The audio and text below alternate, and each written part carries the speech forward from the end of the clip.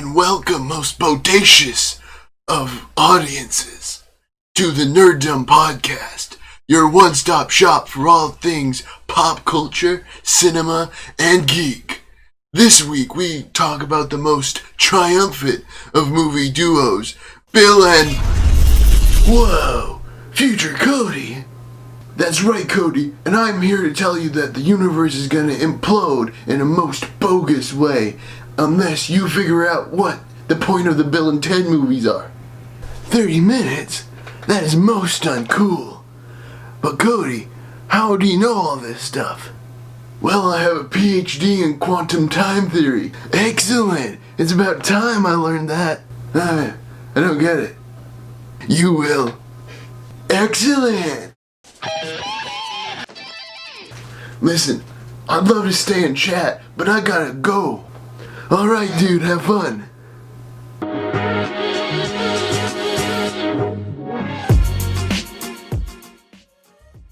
So, Bill and Ted, well, your regular scheduled programming is going to be me talking about Bill and Ted. So, Bill and Ted was a 1989 family comedy that, today has quotes around family because, quite frankly, they could get away with a lot more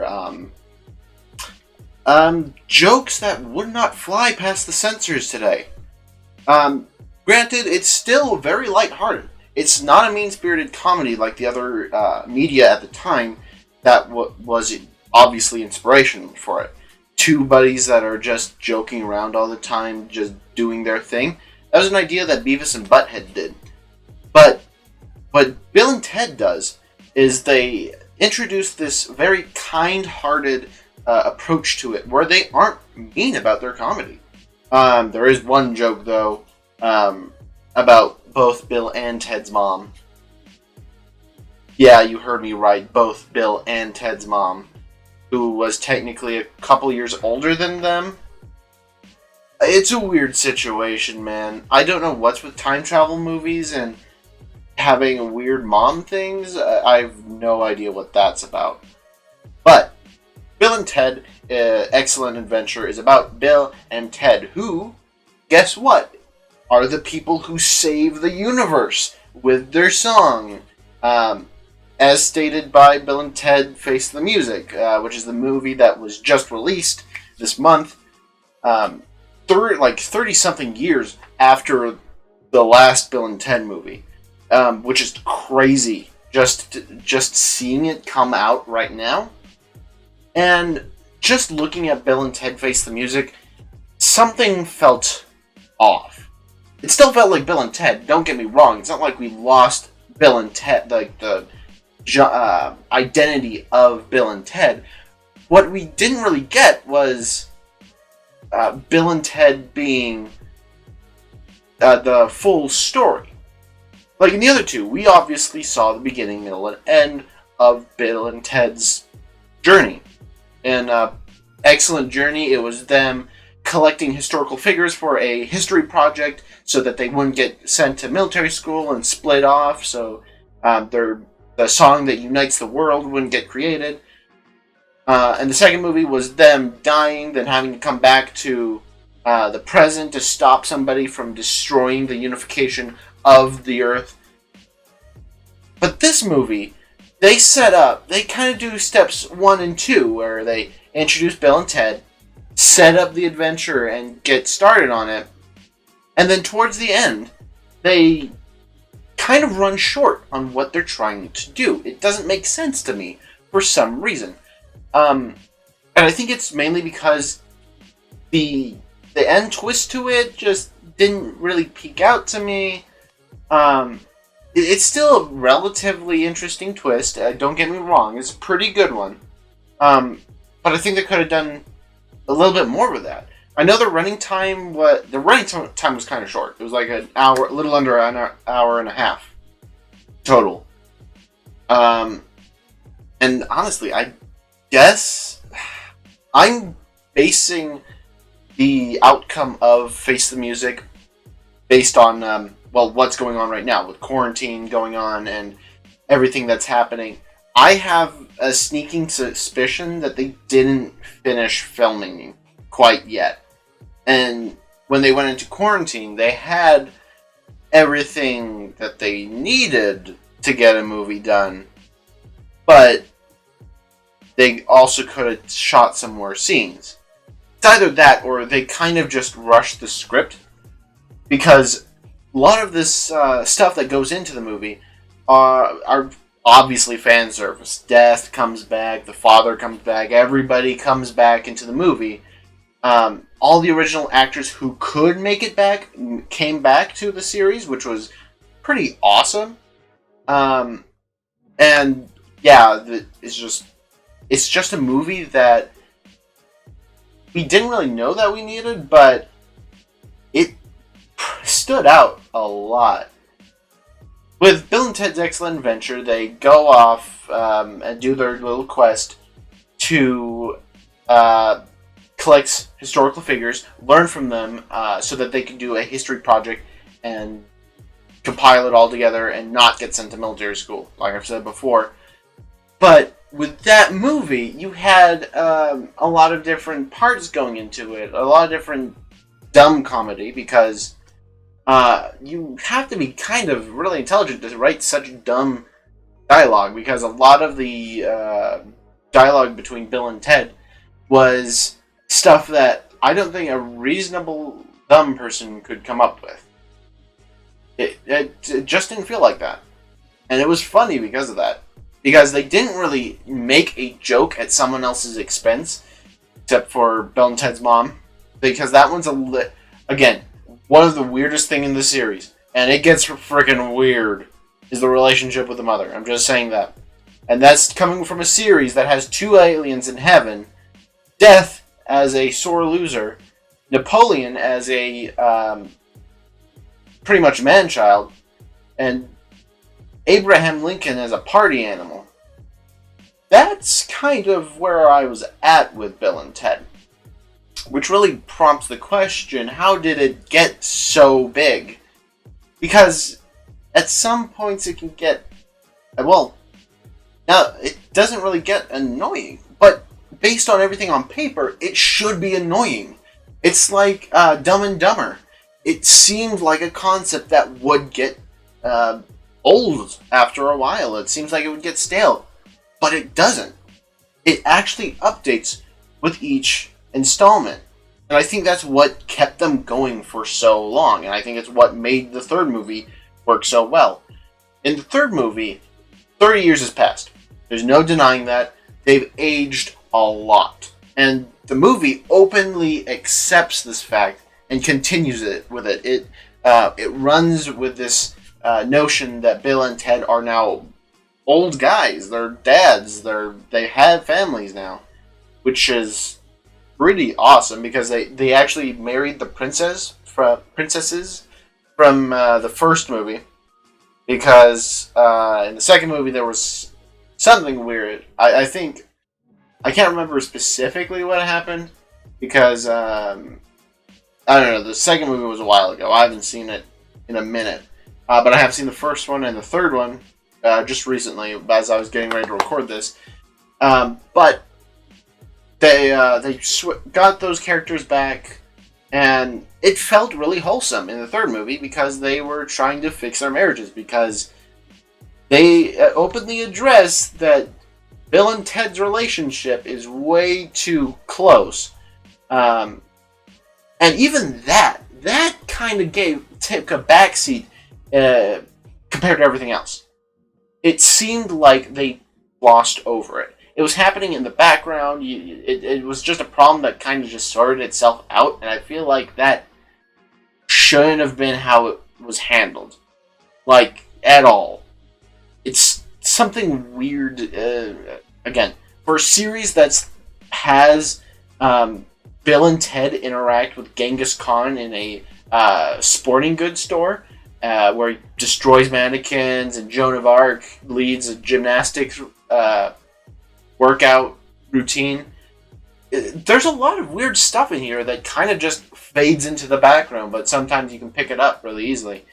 And Bill and Ted has this dumb comedy that highlights just how stupid their characters are, and that's the funniest thing to it, because it's not like slapstick like Three Stooges where their idiocy leads to them going into bodily harm. It's not like that at all. It's like them interacting with people on a different level.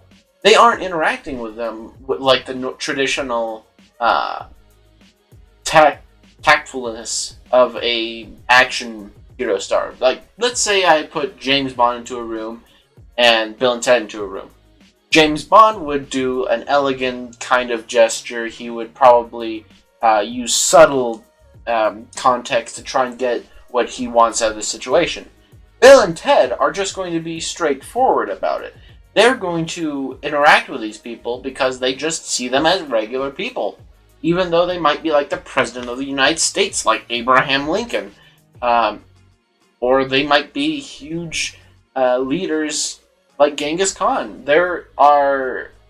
They treat everybody equally, which I think is kind of the purpose of Bill and Ted. Like, you have these characters that aren't really a bad role model for anybody, regardless of what Bill and Ted's dad says, because technically that's true based on the whole connection thing, which is weird. It's just weird. I'm not going to deal with that right now.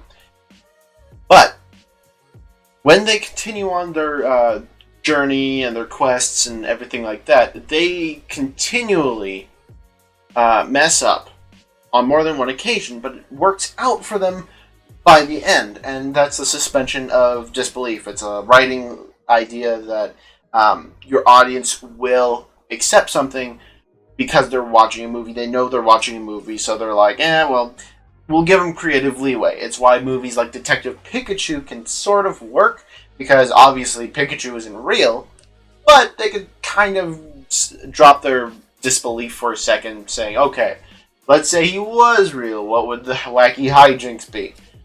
In this movie, you just have to drop it completely, because there's a lot of things that go way into your radar tower. It doesn't fly under the radar, it doesn't fly over it, so it's flying into your radar tower, so you absolutely know it's happening. But Bill and Ted is, I don't know how to say it. In most movies where it has like a buddy duo, kind of like Wayne's World, they have this dynamic where one person is the main guy and the other person is the side guy. Bill and Ted are both equal in their relationship, which is healthy, first off, but then they treat everybody else reasonably well. Like, there's nobody that they're like, they're really have any animosity for. Even Death, the guy who's coming to collect their souls, they're like, listen, dude, I want to make a deal with you. So if we play a game, then maybe we'll get out of here, alright? And one of the other things that I love about Bill and Ted is Death. Because the interpretation of Death in Bill and Ted is kind of sophisticated. And that's weird for this kind of movie. Because this version of Death is based on the Swedish version. I can't remember which movie specifically it was. It was a philosophical movie where Death was playing against this knight who had just died and played a chess game with him. And it was the most intense chess game of his life, because if he won, he would continue on living. But if he lost, he would go and die. And that kind of reference from this movie is super surprising. And I think that sums up most of Bill and Ted as a whole. The references they make are not references that you expect them to make at all. I mean, there's really intelligent thought processes that go on here. Jokes that historically make a lot of sense. Like Sigmund Freud interacting with people just like a regular person, and kind of just flaunting off his own ability. And Beethoven just playing around on the instruments, getting better and better, because he has just come back to when his music has evolved by hundreds of years, and the instruments have completely changed the way things are done. I think that's just really good. But the other big thing that I am concerned with on these movies is just how dumb they get. I mean, there's just some really, really weird stuff.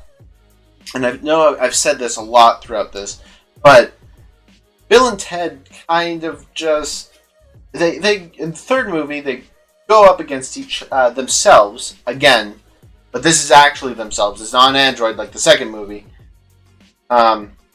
Which, now that I think about it, where the hell were the other two androids? I mean, okay.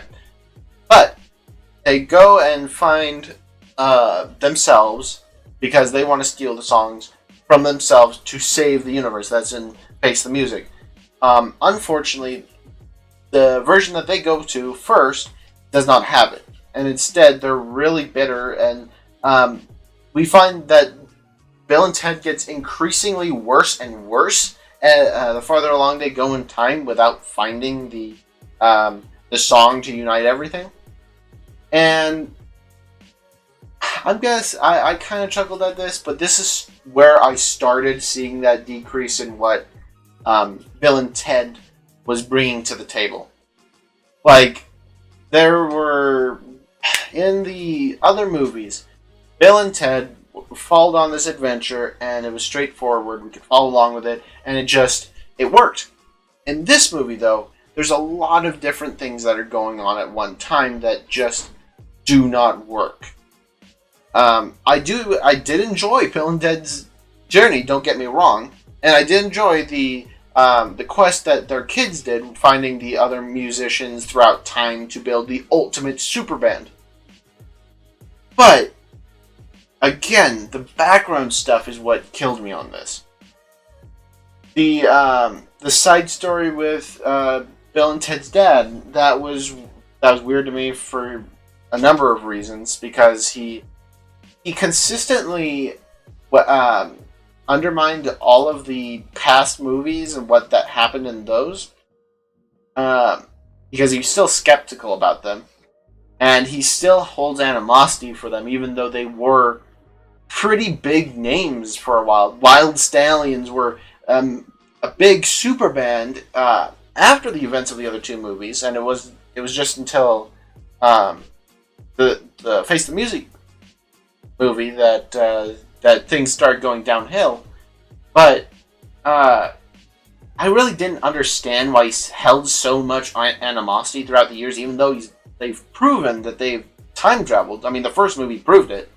They had, like, Joan of Arc and everybody up on stage, which, okay, that's another thing. It's a very small detail, but in the classroom, earlier in the movie, we see the chalkboard of the stuff that they're supposed to know for the test and for the project, and I have no idea where he comes up with half of this stuff. I mean, just all of it. How does Joan of Arc, Billy the Kid, Sigmund Freud, Abraham Lincoln, Genghis Khan, Beethoven, and who else was it? Napoleon. Napoleon was that, and Socrates. Am I forgetting anybody else? I don't think so. It might be. There's no, I don't think I'm forgetting anybody. Let me know in the comments below if I forgot anybody. But how do they relate to each other? Yes, they were on the planet Earth, and they probably would have been mentioned in a history book, but all of them in the same history class? I don't think so.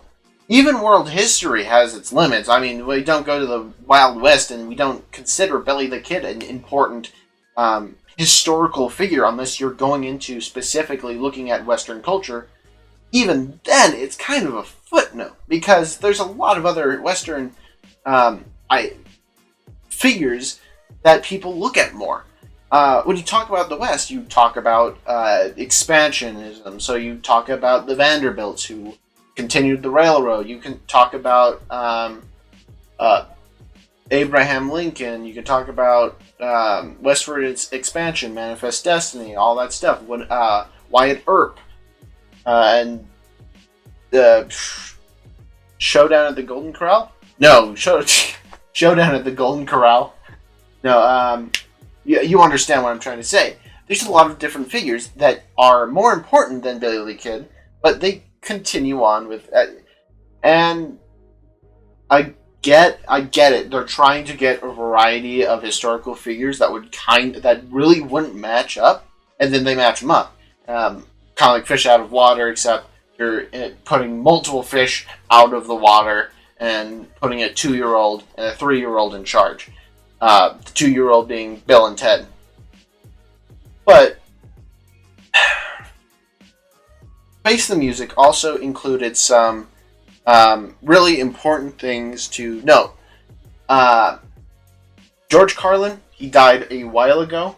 They were actually able to bring him back in a brief cameo. Sorry if it's a little bit of a spoiler, but it's very early on in the movie. It's like in the first third of it. But he's a hologram. And they really just pay homage to him. And I understand that was the plot point that they were going for. But if they can tell the future, how are they not able to tell that the universe was going to unstabilize, or in fact, when the song was actually going to be made? They should have been able to pick up on when Bill and Ted are diverging from their own timeline way before it actually did happen. Or at the very least, they should have been like, well, Bill and Ted was... Oh crap, I can't even talk about this without going into spoiler territory. Dang it. Well, there's something in the movie that it's a pretty big plot hole. Pretty big considering time travel just in general has a lot of plot holes in it.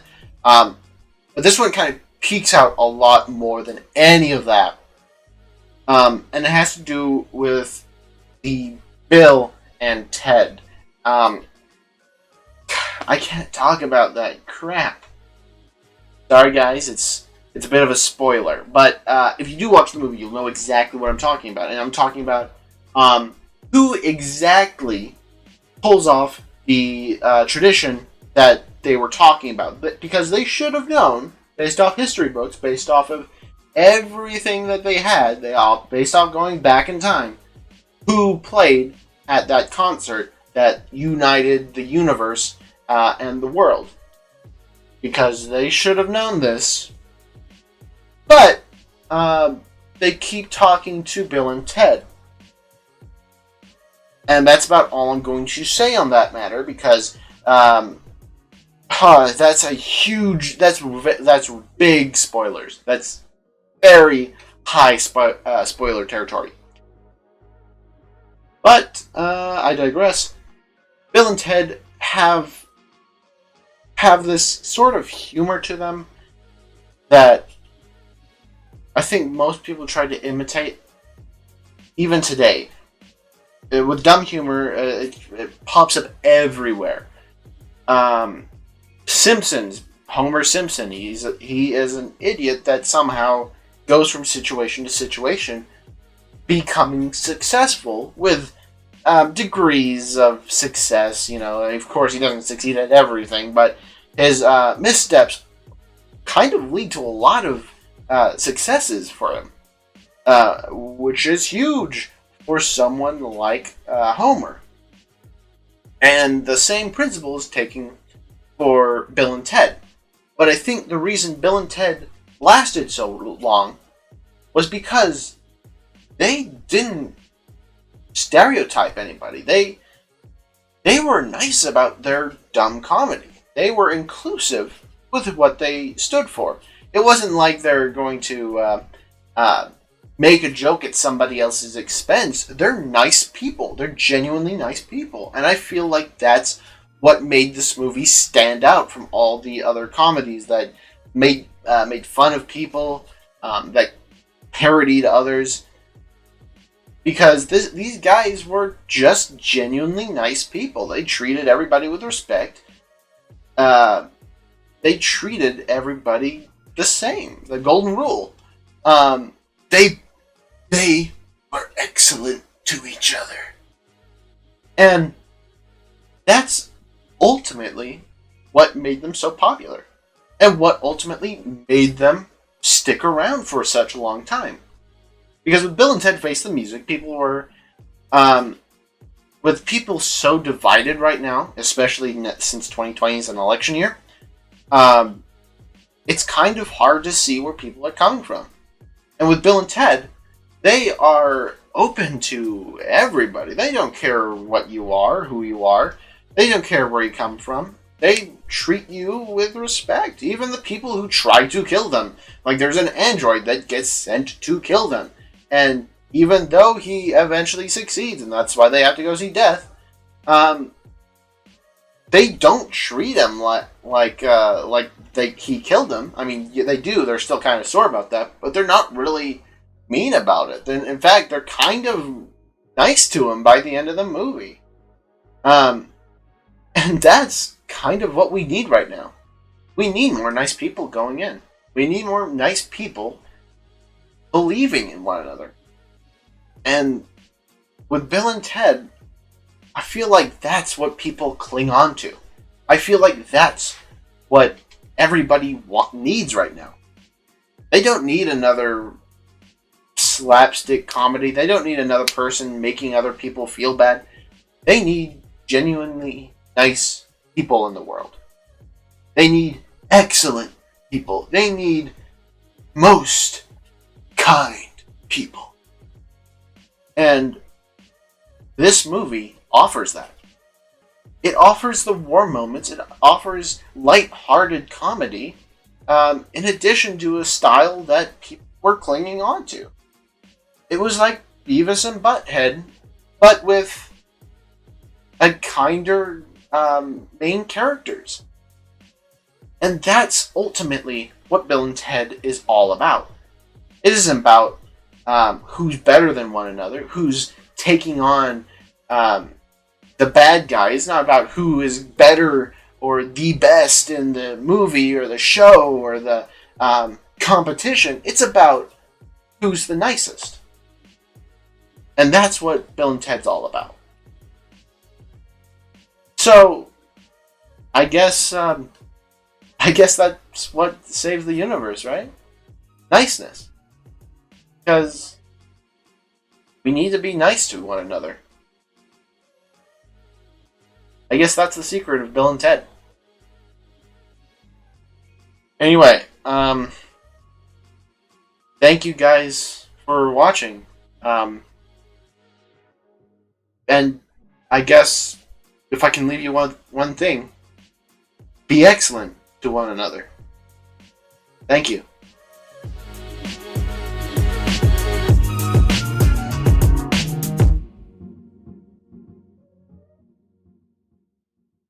Yes. All right.